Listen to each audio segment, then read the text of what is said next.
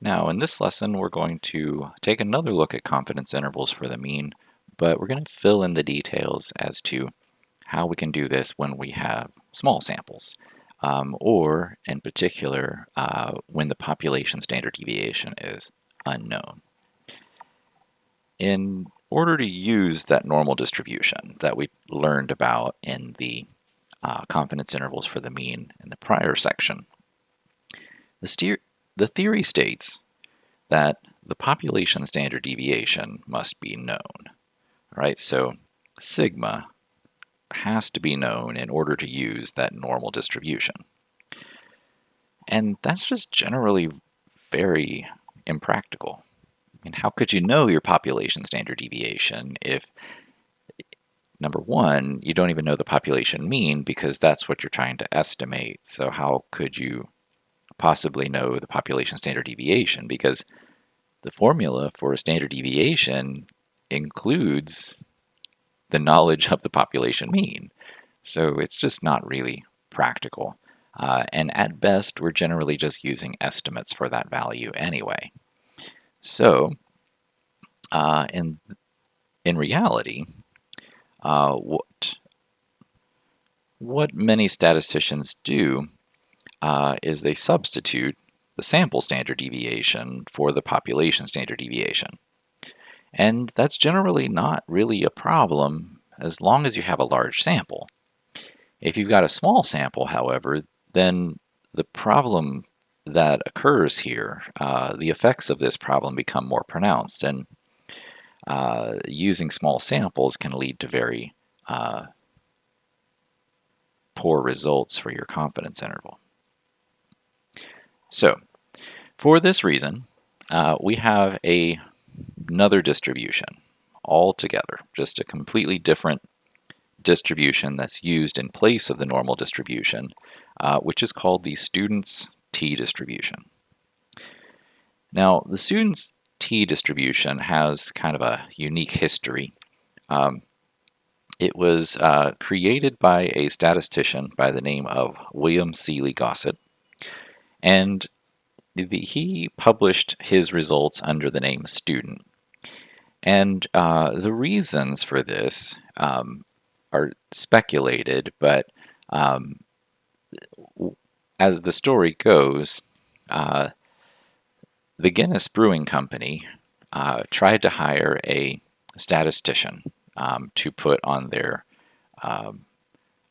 team because they, very forward-thinking here, felt that having, a statistician could help them create a better product, which was incredibly forward-thinking for the 1800s.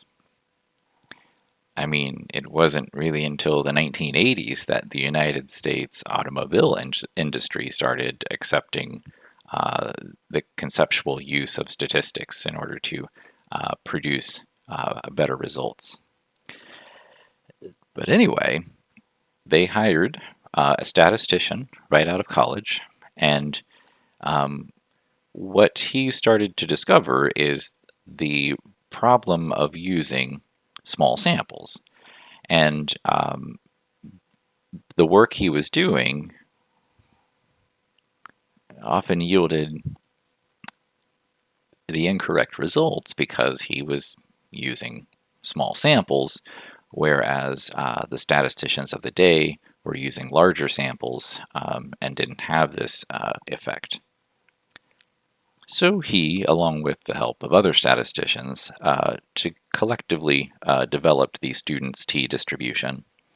And the reason it's called student's distribution instead of Gossett's distribution, again, is speculative, but the prominent concept is that Guinness did not want their statistician publishing mathematics under his own name, because then it would be known to other brewing companies that they had a statistician on board, and felt that if that was known, then the other companies might decide that they also needed a statistician on board and therefore lose their market advantage.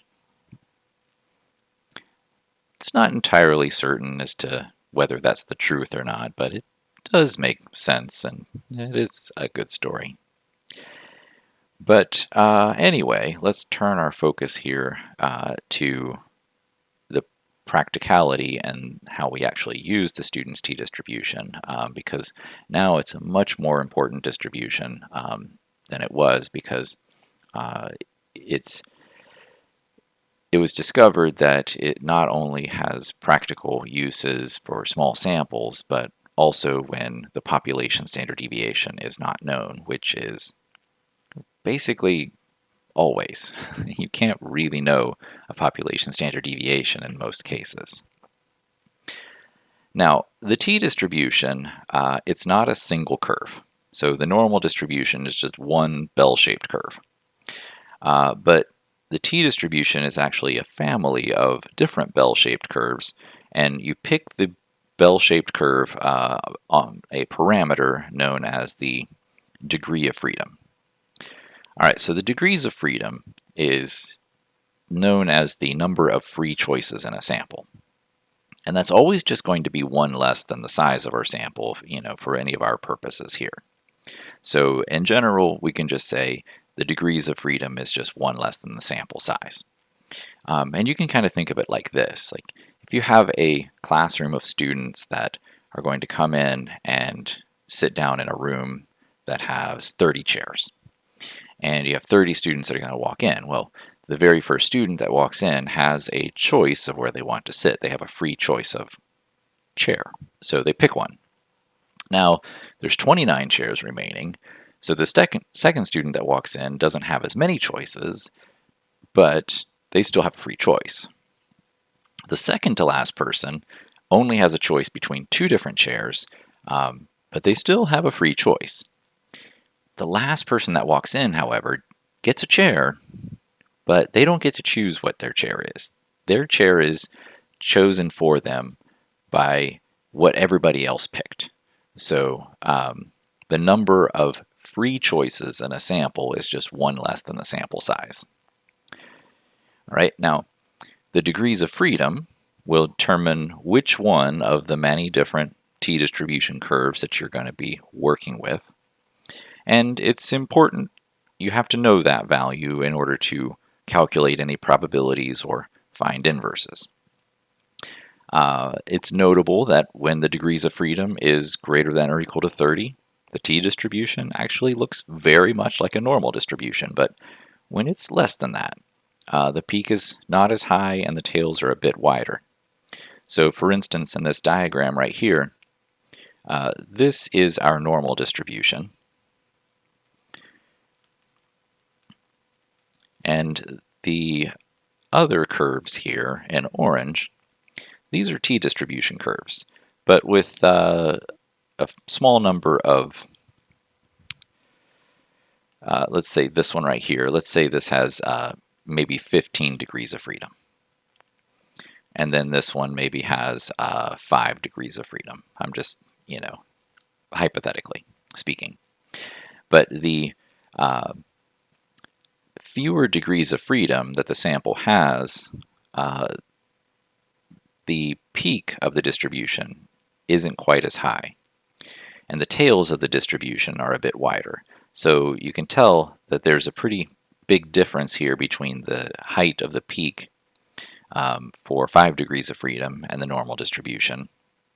And then the tails are certainly a bit wider as well. And so when you have fewer than 30 in your sample, these pronouncements can make a difference in your calculations. When it's above 30, it's generally not that problematic. So many textbooks actually kind of use a rule that says if you're using a sample where n is greater than or equal to 30, just go ahead and use the normal distribution. But we use a different rule, and it's actually a bit more common to use this rule. If your population standard deviation is known, then you'll use the normal distribution. All right? If the population standard deviation is unknown, then you'll use the t-distribution. So that's how we'll choose. So it doesn't really matter like what size sample you're working with. You can be using a sample of hundreds of items and you can still use the t-distribution. You can use the t-distribution with any size sample. And in fact, it may have actually been just a time involved in calculating the t-distribution values historically, because the larger your sample size, the more involved the calculation is for your t-distribution values. So possibly after 30, it doesn't make that much of a difference, and so statisticians would just then use normal distributions, which are a much easier calculation than t-distributions, and likely wouldn't have taken as long on current technology. But with newer technology, perhaps that difference doesn't really make a whole lot of change here. Here's an app that demonstrates the t-distribution and actually can calculate some probabilities based off the t-distribution. The t-distribution curve here is in green, and the normal distribution curve is in blue, just so you can see a comparison as to how close these things really are. So for instance, I have set 10 degrees of freedom, and you can tell they're actually fairly close to one another. If I change the number of degrees of freedom and I bring that down, you can see if I go down to 1 degree of freedom, well then there's a very large difference between the t-distribution curve and the normal distribution curve. The way you calculate probabilities is still the same. Okay, so for instance, this is set to left-oriented calculation. So the area under the curve for the t-distribution up to z equals negative 0.36. That area is, I can't remember which one I set as the normal distribution and which one I set as the t-distribution though. Let's see, I bet we can figure it out if we put it to this point.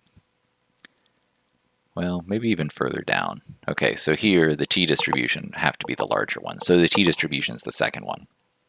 All right, but you can see that, so this is the area for the normal distribution up to the given z-score.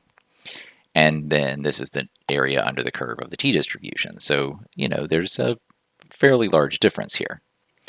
If I increase the number of degrees of freedom, that difference decreases.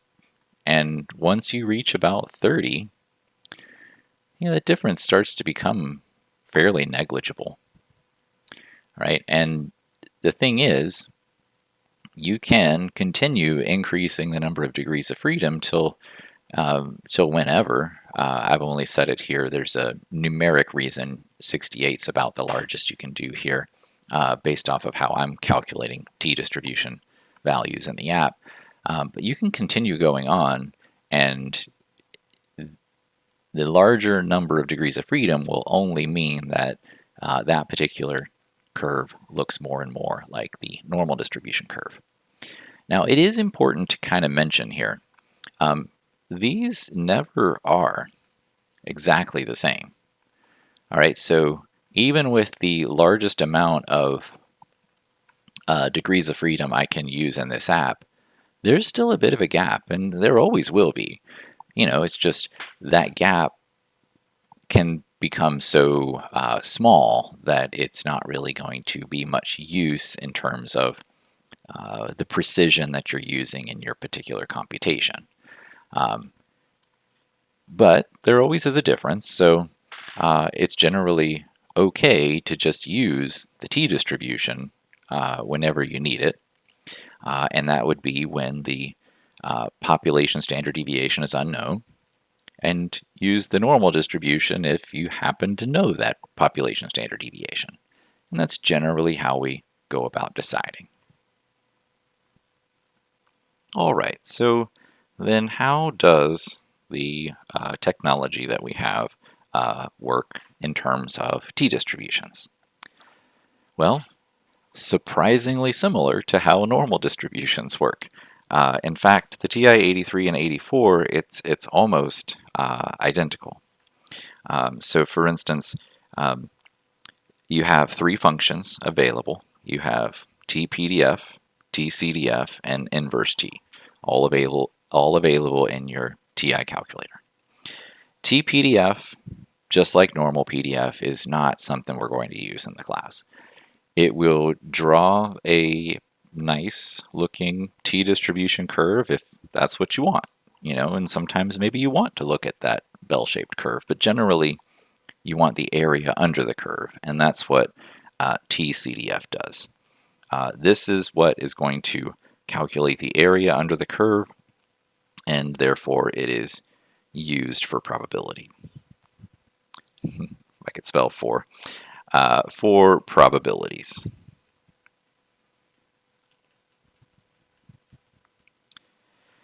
Okay, now if you'll recall the way that normal distribution function worked, we had normal CDF.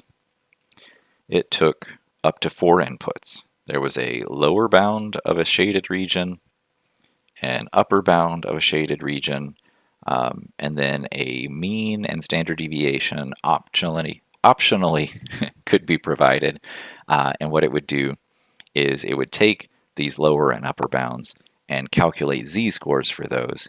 And after it calculates those z-scores, then calculate the amount of area between those values. Okay, tCDF is similar. It takes 3 inputs here. These inputs are going to be the lower bound of the shaded region, the upper bound of the shaded region, and the number of degrees of freedom. But notice there is no place to put a mean and standard deviation. So it will not do the automatic calculation of z-scores for you. We technically call them t-scores with the t-distribution. It looks the same. Like a z-score would be x minus the population mean divided by the standard deviation.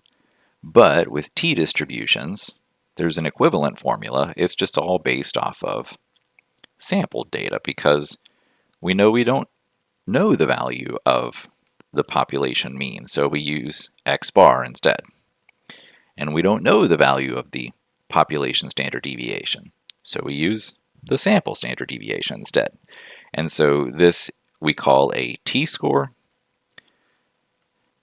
It's the same concept of a z-score, so there's not really a need to memorize or write down a new formula just for this. It's the same thing, just one we would then use for t-distributions and the other we would use for normal distributions.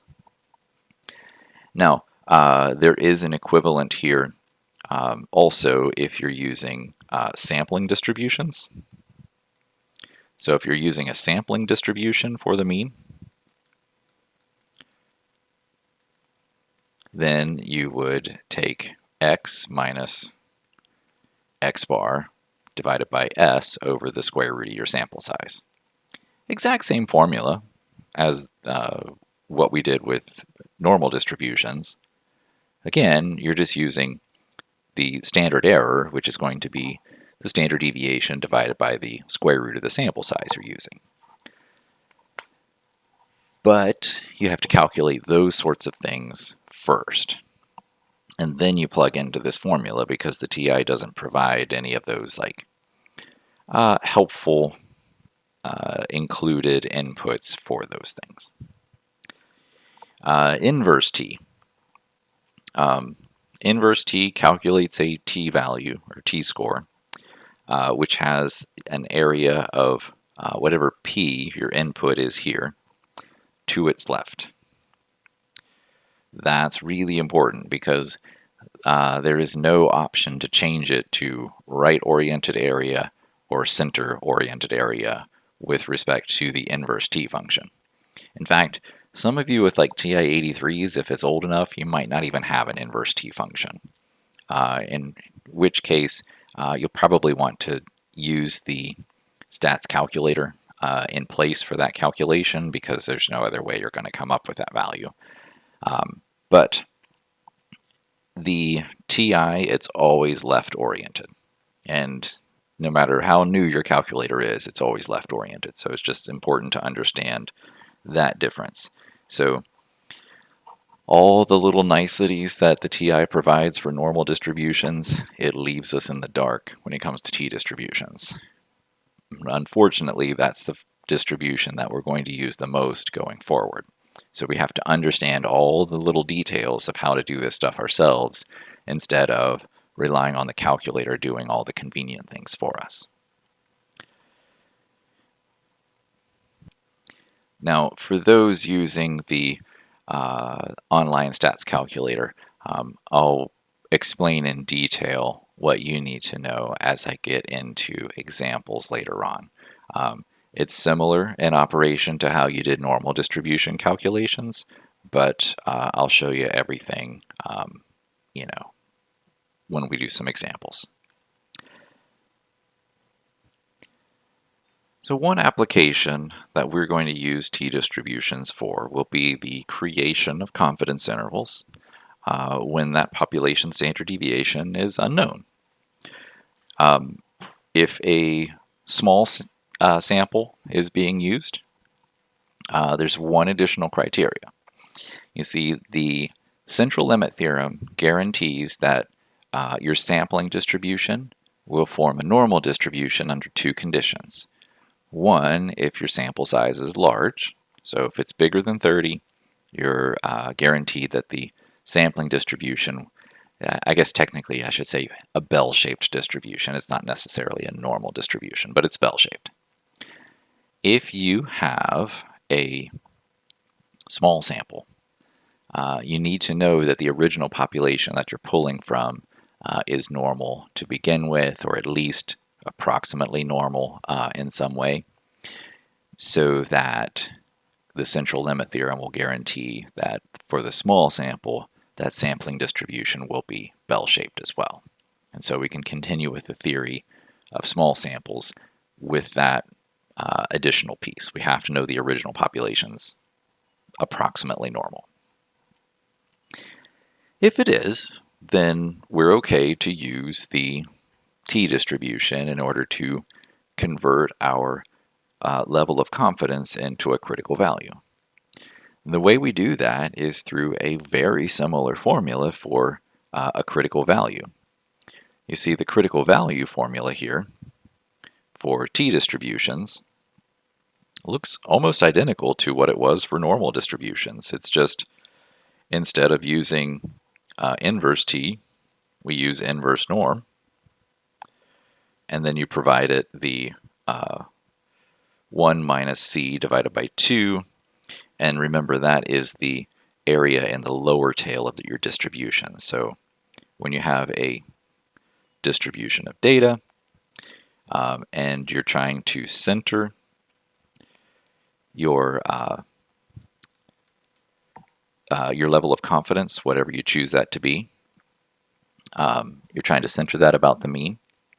In order to figure out these two values here, t sub c and positive t sub c on the right end, you take 1 minus your level of confidence, which gives you the amount of area in the tails of your distribution. And if you divide that by 2, then that will tell you in particular how much area is in the lower tail. So 1 minus c divided by 2. And that is the area to the left of this value right here, which is what inverse t can look up for us. But do keep in mind, we have to know the number of degrees of freedom, which you'll be told in the problem that you're using a sample size of 15 or 35 or whatever. You just need to know that the degrees of freedom is just one less than your sample size. But otherwise, we calculate that in the exact same way that we did for normal distributions. The next step in creating our confidence interval is to calculate the margin of error. And this is done with a formula that is really identical to the formula that we had with respect to normal distributions. On normal distributions, we used z sub c, the critical value that we got with respect to the normal distribution, times sigma over the square root of n. But if sigma is unknown, that population standard deviation, we're substituting s here and using the t-distribution value instead. But it's still essentially the same formula. And once we get that margin of error, the last thing that we need to do is create our confidence interval. And to do that, we just simply add and subtract the value of the margin of error to our point estimate. And our point estimate this time is still x bar. This is going to be the sample mean, and it makes up the center of our confidence interval. So your sample mean is one value, and your population mean could be somewhere else. I mean, it could be something else. But you're trying to estimate the value of this population mean with the value of x bar. But it's very unlikely that x bar actually equals mu. So you give some margin of error, which gives you two different points, an upper bound and a lower bound of an interval. So all these points in between are included on this interval. And then it's much more likely that the population value actually exists on that interval than it does just that one single point estimate. So we're doing the same thing. The only difference here is that we are using the t-distribution to come up with our critical value instead of the normal distribution. So let's take a look at some examples. Okay, let's go with some examples here. Construct a 90% confidence interval for the length of the poison dart frog if a sample of 25 poison dart frogs has a mean length of 32.2 millimeters with a standard deviation of 4.8 millimeters. You may assume the population is normally distributed. All right, so we're being asked again to construct a confidence interval, 90% confidence interval, and it's for the length of the poison dart frog. The values that we have here are mean and standard deviation, so in fact it's for the population mean. Now, we still have the same three steps that we did with normal distributions. Those three steps are going to be, first, come up with our critical value. And once we have that critical value, the next thing that we'll do is determine the margin of error.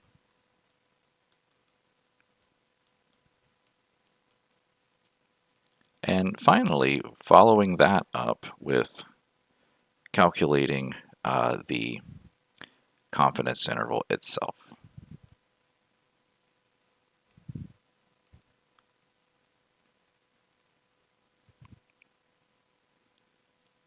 Starting with the critical value. The thing we need most is the level of confidence. So we have a 90% level of confidence, but the thing is, we have a sample of 25 poison dart frogs. Now, we're told that the original population is normally distributed. Okay, that's good because this is a small sample, and when we have a small sample, we need to know that the original population is at least somewhat bell-shaped. And that's for the central limit theorem to guarantee us that the sampling distribution will be bell-shaped. So we need that.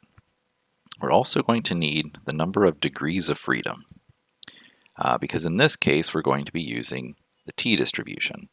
And the reason we're going to be using the t-distribution is because we have this sample of 25 poison dart frogs, and it has a mean of 32.2 millimeters. So that's a sample mean. And furthermore, there's a standard deviation of 4.8 millimeters. That is a sample standard deviation. And because that's a sample standard deviation and not a population standard deviation, we need to use a t-distribution instead. All right, the degrees of freedom is just one less than the sample size. So the sample size is 25, and therefore the degrees of freedom is 24. Now, to come up with our critical value, the thing that we need to do is take the absolute value of inverse t, 1 minus 0.9 divided by 2, and 24. All right, so this function right here can come up with the critical value based off that one particular t-distribution that happens to have 24 degrees of freedom. So let me show you how the calculator can do that. If you press second and distribution, same place where you found normal distribution stuff, you go down just below and you'll start seeing t-distribution stuff. So inverse t, t-PDF, and t-CDF. Now, some of you may not have inverse t. If you've got one of the older TI-83s, you may not have it. It's okay if you don't. You can use the stats calculator. But if you have it, and especially if you've got the newer calculators with the inputs, or I'm sorry, the menu to tell you what the inputs are, it's pretty straightforward. It works just like the same way that we did with normal distributions. You give it the area on the left-hand side.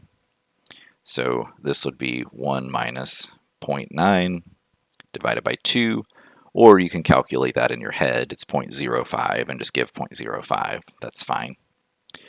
And the number of degrees of freedom, that's 24. Notice there's no ability to give the left-oriented, center-oriented, or right-oriented. Everything's left-oriented in the t-distribution function. And there's no ability to give a mean and standard deviation. It's just assumed to be a standard t-distribution no matter what. So paste that, and we get a critical value based off the t-distribution, but this is in the lower end of the distribution, so that's a negative number, and we just make it positive, so we use the absolute value. So our critical value here is 1.711.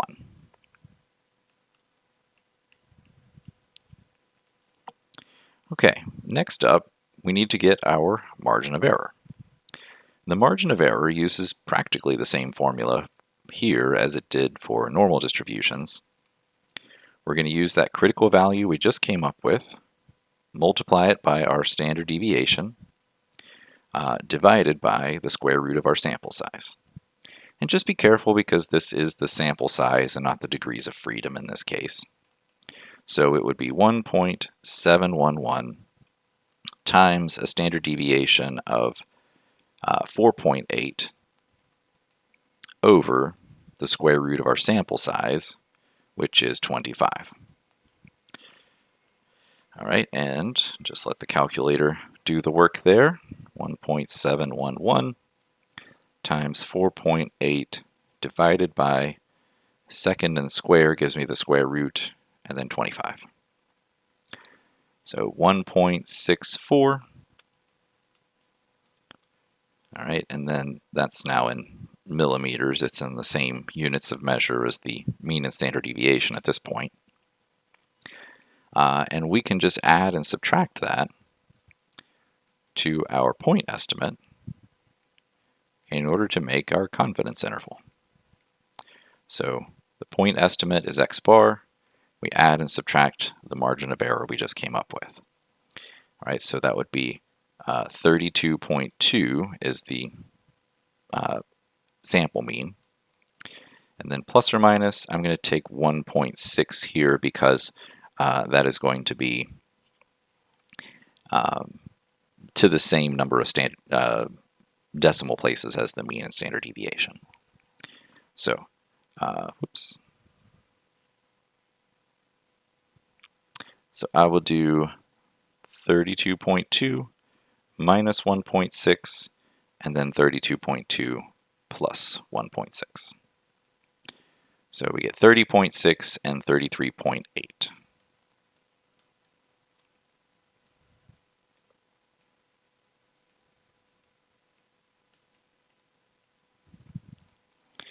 And to interpret this, we would just say that we are 90% certain that the true population mean exists somewhere between 30.6 millimeters and 33.8 millimeters. So as you can see, the process is very similar to what we did with normal distributions. All right, let's try another. A sample of 38 monarch butterflies finds that the mean time spent within a chrysalis is 12.3 days, with a standard deviation of 4.2 days. A little different there. So we have a sample size of 38 butterflies. The mean of this sample, the time they spent in the chrysalis, was 12.3 days. And the standard deviation was 4.2 days. And this is a sample standard deviation, as there's no indicator that this came from the entire population. So that tells me that I would need to come up with my critical value using a t-distribution. But to make sure that's appropriate, I need to ensure that one of two things happens. It's the central limit theorem requirements now. So either the sample size needs to be bigger than 30, or I need to know that the original population was normal to begin with. In this case, the sample size is bigger than 30, so I don't need to know if the original population was normal or not. The central limit theorem will guarantee that. All right, so the level of confidence that we're being asked to use here is 95%, so 0.95. So I use the function inverse t again, 1 minus 0.95 divided by 2. And the second input is the number of degrees of freedom. So if we have a sample size of 38, we have 37 degrees of freedom.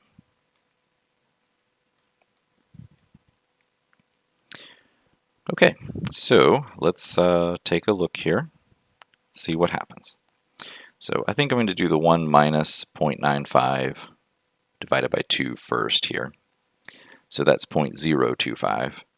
And then I'll go to the second distributions, inverse t, give that as input for the left end area. The degrees of freedom here is 37, and hit paste. If you're using one of the older calculators that doesn't have the menu, it's just like before. You would just, when you call it the inverse t function, it just puts it on screen, and you give the two values. They have to be ordered properly. It's the probability first, degrees of freedom second, separated by a comma. But anyway, we come up with 2.026. I'm going to go ahead and make that a positive value for my critical value. Okay, so then the margin of error is next. The margin of error, what we do here is we take that critical value, multiply it by the standard deviation, divided by the square root of our sample size. And this is where we would use the 38 instead of the 37, so just be careful there. Okay, so then calculator time again, so 2.026 times 4.2 divided by the square root of 38, 1.38. All right, this is in days here. Now, when I go to get my confidence interval here, it's just a matter of taking the point estimate, adding and subtracting that margin of error. So the point estimate was 12.3 days, and then we'll add and subtract, and I'm going to go ahead and round this to 1.4 days. All right, so 12.3 minus 1.4 should be 10.9, and and then 12.3 plus 1.4, 13.7. All right, so 10.9 less than mu less than 13.7.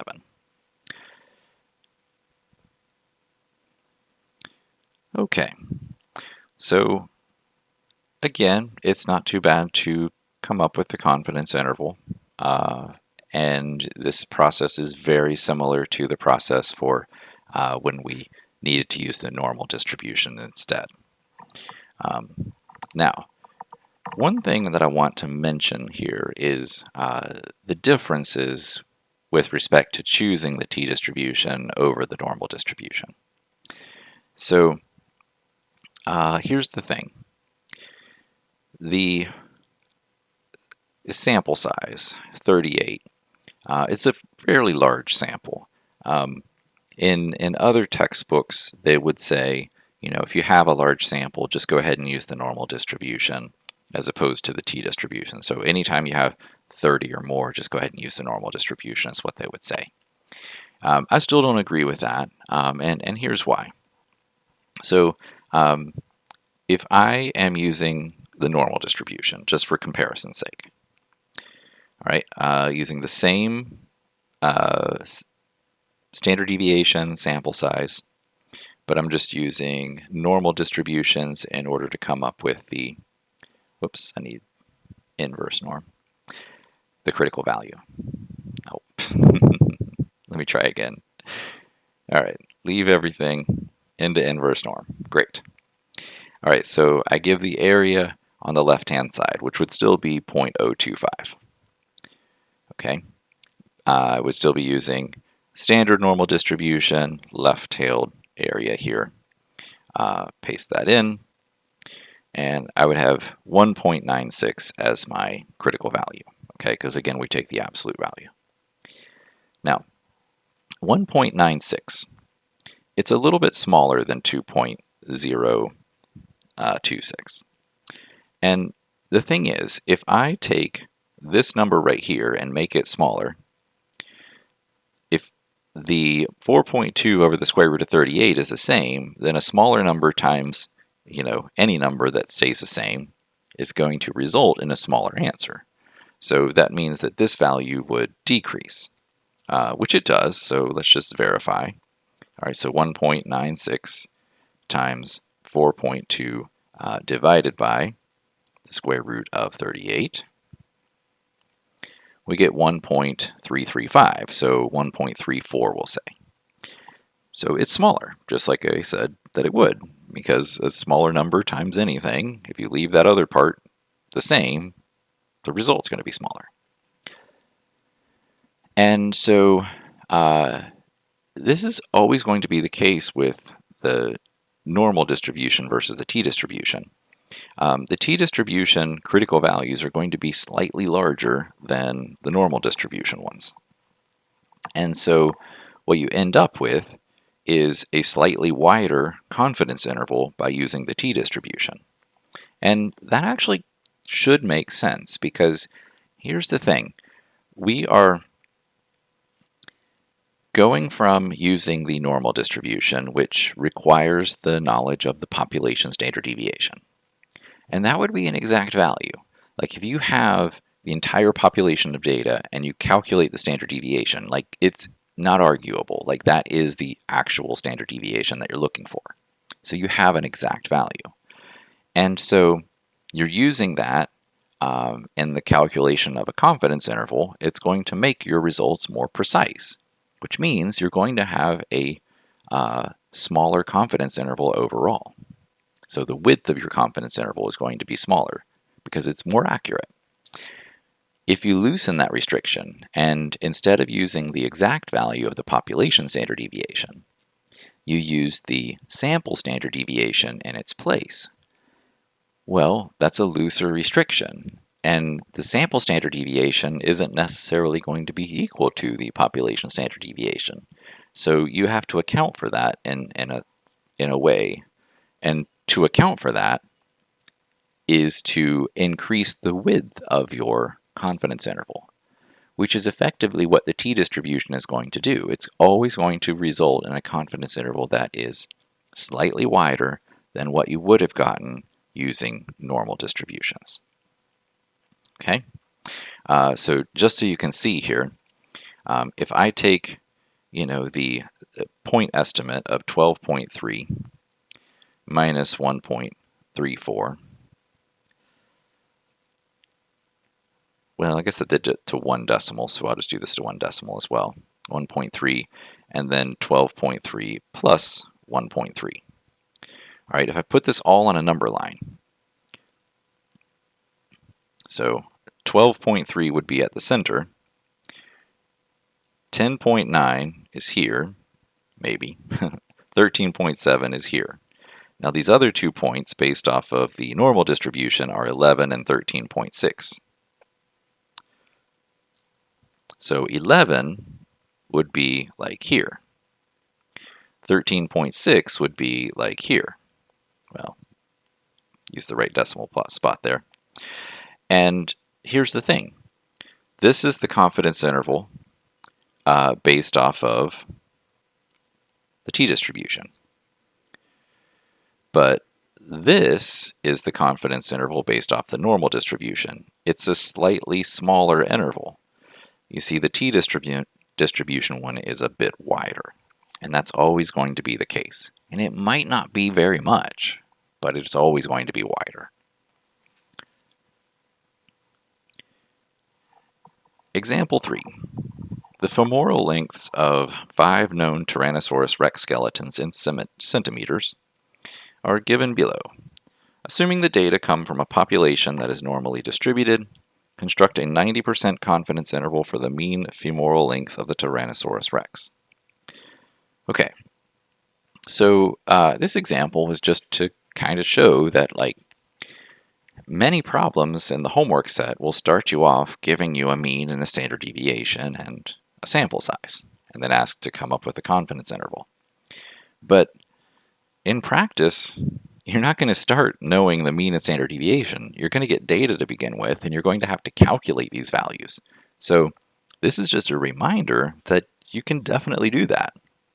Like, if you have data to start with, you can find, say, the number of items in that set, which in this case are 5 items. You can get the mean and the standard deviation, but you may have to put your data into a list. So let's go to the stat editor and start entering that data. I'll just clear out, whoops, I accidentally deleted my list there. I meant to highlight the name of the list and press clear, then enter. All right, and start putting my data in. So 126.5, 131.2, 127.8, 128, and 78.8. All right, now leave the editor, distributions. Oh, no, sorry, I want stat and then calc, one var stats, because I want to get the mean and standard deviation. All right, I don't have a frequency list, so I'm going to clear that. My data is in L1, so it computes for me the mean of 118.46 and also it's come up with for me the standard deviation, which is 22.24, and notice I am using the sample standard deviation because I'm certain that there were probably more than 5 T-Rex that existed ever. So this is just a sample. So 22.24. Okay, now we are being asked to construct a 90% confidence interval for the mean. Okay, which that tells me my level of confidence. If that's my level of confidence, then the next thing that I need to know is, should I use the normal distribution or the t-distribution? All right, well, this is a small sample. There's 5 items, so it's already pointing toward the t-distribution, but I would need to know, because it's a small sample, additionally that the original population was approximately normal. And it is. They told us that. So it is appropriate here to use the t-distribution. So I would do absolute value inverse t, 1 minus 0.9 over 2, and the number of degrees of freedom here is 4. It's always 1 less than the sample size. Okay, let's see what that critical value is. So second distributions, inverse t, 1 minus 0.9, that's going to be 0.1. If I divide that by 2, that's 0.05. So that's the area on the left end of the distribution, 4 degrees of freedom. When I calculate this, I get 2.132. And of course, I'm just using the positive because the absolute value.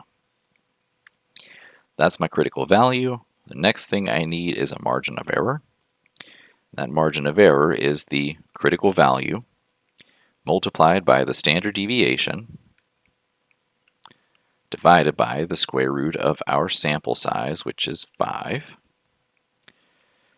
And we put this into the calculator now.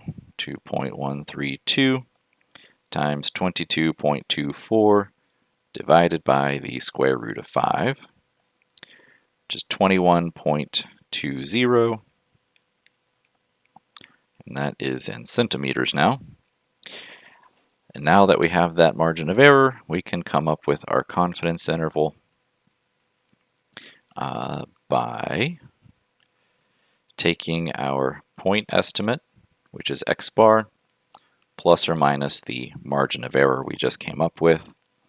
So 118.46 plus or minus 21.20 centimeters. All right, so let's see, 118.46 minus 21.2 and 118.46 plus 21.2. So 97.26 and 139.66.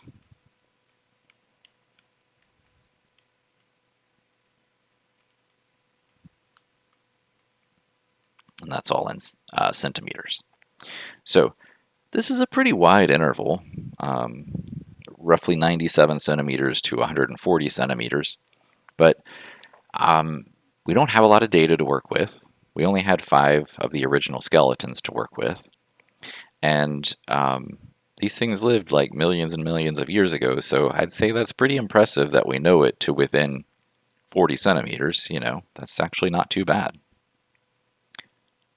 Okay. So that's the process, and that's what you need to make sure that you're comfortable with when it comes to test taking. Okay. Now, there are some features in the calculator that can help speed this process up and help you check your answers in the end. So, for instance, if you, just like last time, hit the stat key, go over to tests. This time you're looking for t-interval. So t-interval will do a confidence interval for the mean using the t-distribution. So z-interval did mean confidence interval with normal distributions. One prop z-int did confidence intervals for the mean for proportions. So this is the one we're looking for. And you can choose that your input come from stats or from data. Let's just double check example 2 here. And the mean in that case was 12.3. The standard deviation was 4.2. The sample size was 38. The level of confidence 0.95. And notice it doesn't ask for the degrees of freedom. It knows in the t-distribution calculation to use degrees of freedom. And so it will do the 37 when it needs it and the 38 when it needs it. You press calculate and it comes up with the endpoints of your interval 10.9 and 13.7, just like we came up with ourselves. And you're free to use that to check your answers. I would not rely on only that for going into the test, because a lot of times I design test questions to really assess your understanding of the underlying material. And just being able to come up with a confidence interval might earn you some points on the exam, but it's not going to earn you all the points on the exam. Likewise, if you have a set of data that you're working with, well, you can go to the stat key here, over to tests again, and we want t-interval this time around also. Now, the data is coming from, the input is coming from data instead of the stats of the data. Well, the t-interval and z-interval function can work from the data itself, and it knows that it needs to find the mean and standard deviation to begin with. All you need to do is tell it where the data is. So if we put the data in L1, for instance, just say that. Frequency, it's like if you had a frequency list, you would give it L2. If you don't have frequencies, I don't know why in this case you have to give a 1 instead of just leaving it clear like in all other cases. But 1 means that all the data appears one time. The confidence level in this case was 0.9, so we'll change that. And when we calculate, it comes up with the same endpoints of the intervals that we came up with ourselves. So use this to check your answers. That's great. Especially that final answer when you go to enter that in the homework sets. It's very picky about rounding, and so if you round to a different number of decimal places at any point along the way, you might come up with a slightly different answer, even though you've never really done anything particularly wrong. And that's very frustrating, I get it. So this can kind of check to make sure you've got the right answer and you did your procedure correct. Then you can go on and enter your answers in the homework.